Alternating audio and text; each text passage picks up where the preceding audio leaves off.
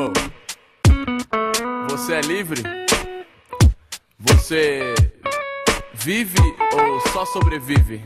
De cada calçada de concreto da cidade, cada viga que se ergue, cada vida que se segue, cada cidadão persegue a sua cota, lutando pra se manter, marcando a mesma rota, lutando pra nunca se perder. Pra não perder, não vê a cara da derrota estampada na lorota, que faz ponto a cada esquina, encostada em algum poste, pronta pra te desviar da sorte. Talvez um corte brusco na sua sina. Existem os que seguem na rotina e não enxergam ao redor.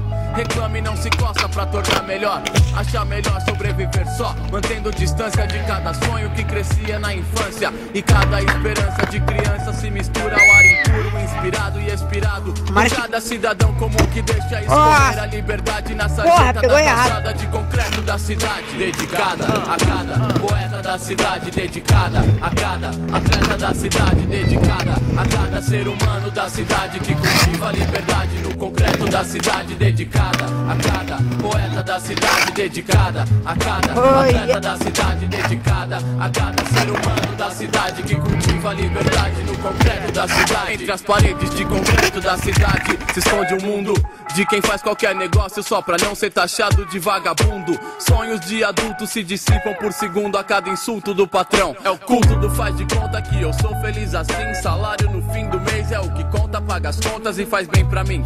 Não é o caso em que eu me encaixo, sonho alto demais pra viver por baixo igual capacho.